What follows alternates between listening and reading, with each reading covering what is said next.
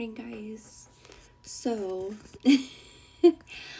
I just feel called to share this. I am reading in Galatians right now this morning, and God has spoke to me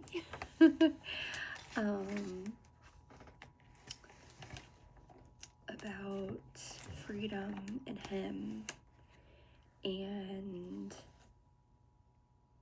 not following the law but following Him. And I just feel like somebody needs to hear this, so that's why I'm here to share what God has said to me. So in Galatians 5, we'll start there.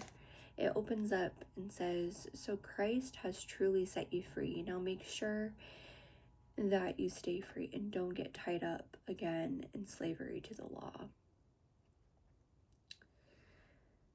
That is a powerful statement within itself.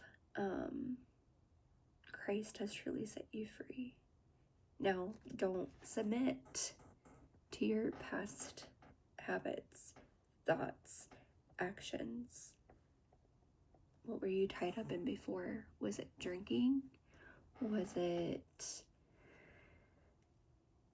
something other than what God has called you to? Is it an addiction? What do you need to drop? What do you need to not submit to in order to get closer to God? That should be our everyday question. That should be our everyday question. And then Paul says, he was like talking about people getting circumcised and thinking they would be saved through that, like saved through an action, a circumcision. But in reality, you can do all the good things in this life you want. You can be a good person. You can serve in church. You can minister to people. You can donate to charity. You can do all the good, quote unquote, good things. But if you don't have a relationship with God as a foundation,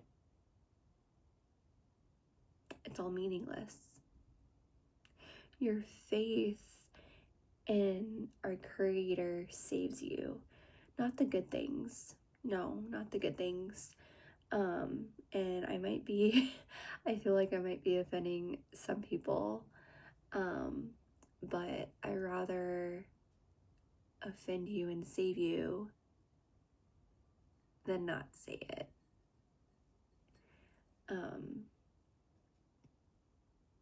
In this moment, because I feel called to get this out in the open.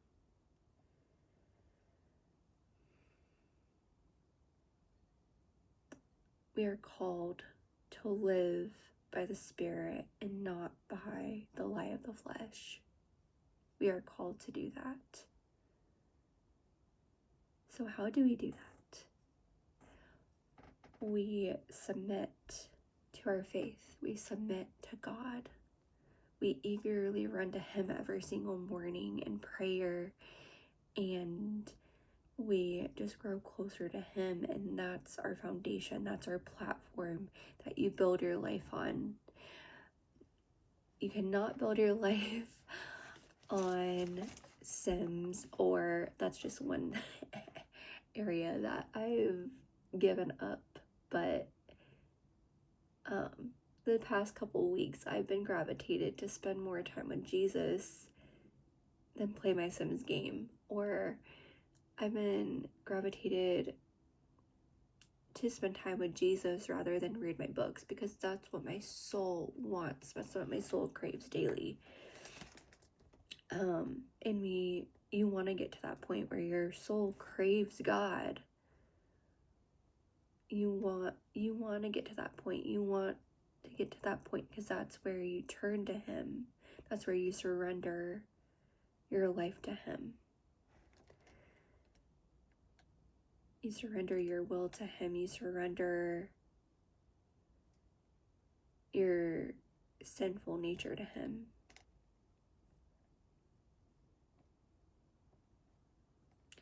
So that leads me to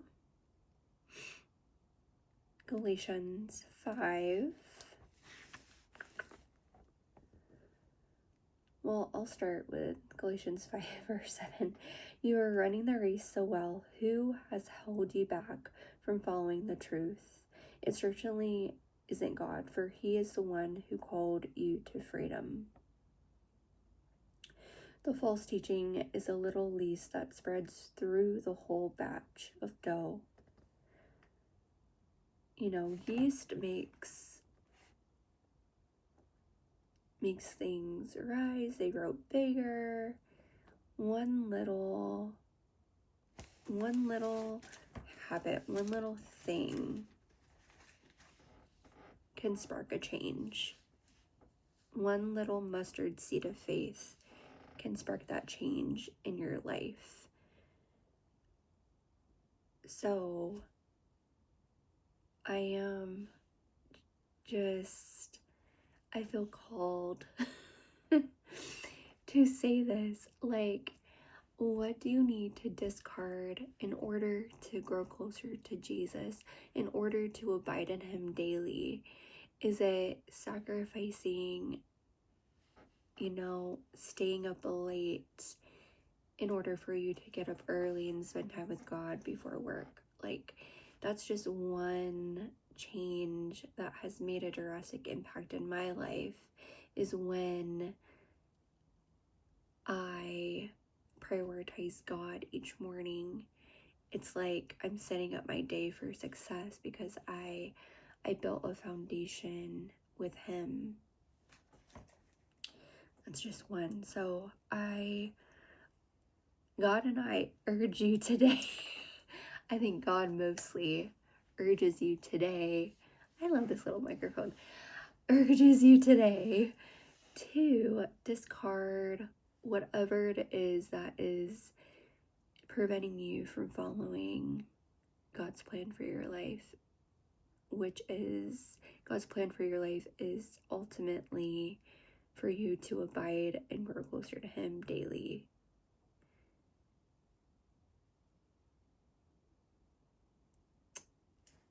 Yes.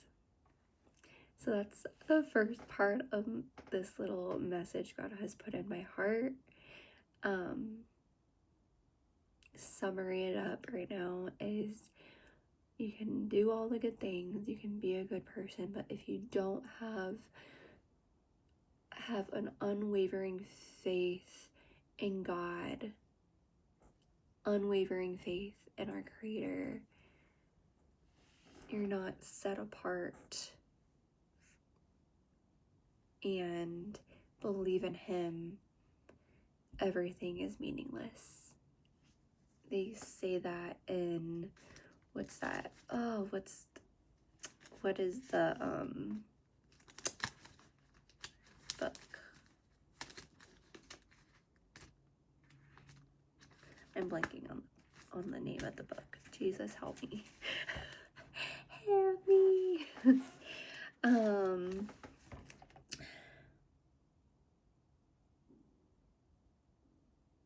It's the book that says there's a time for mourning, there's a time to be happy, stuff like that. What is that book? Why am I blanking on this?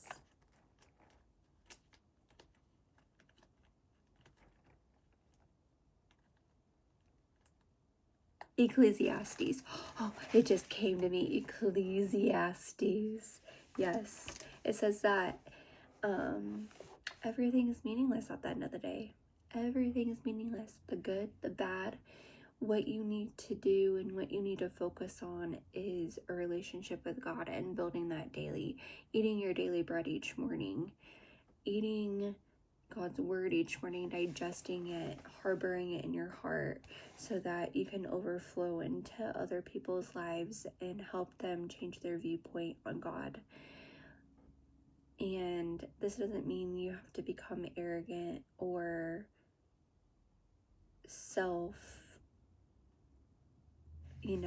conceiting, stuff like that. You can be gentle and share the gospel, and that's what God calls us to do, is to live in love and show his love to every person you are encountering on a daily basis. So my challenge is for you today, and again, I'm going to repeat this question, is what are you submitting to that is like distracting you from going all in for God, that is distracting your mind and causing you to take 10 steps backward instead of move 10 steps forward? What are you believing? What is that false belief in your mind, or that habit or a choice that you're making that is holding you back from living in God fully? Well, there's some questions I want you to ask yourself, and I hope and pray that this just reaches the right person, that this message comes off in such a beautiful way, that it just, because not everybody's perfect, but we can definitely strive to be perfect. We can definitely strive to do better in our lives. So just have grace with yourself as you're going through this process of ridding yourselves of stuff in order to move closer to God. Just take baby steps with him. But I feel like I needed to get this message across, and it's going to reach the right person, it's going to reach the right community, and it's going to be received correctly to the right person. So I hope you have a wonderful rest of your day, and if you like this video, please subscribe. I would love for you to join my little community on here. Right now I only have 6 subscribers, but those 6 people, thank you. Thank you for subscribing to me. It means so much to me that you are enjoying the videos I'm making, and I'm enjoying making these videos for you. I hope they benefit you in the long run. I hope you learn something from these videos, and that God speaks profoundly to you in each video I do make. Okay, you have a great day.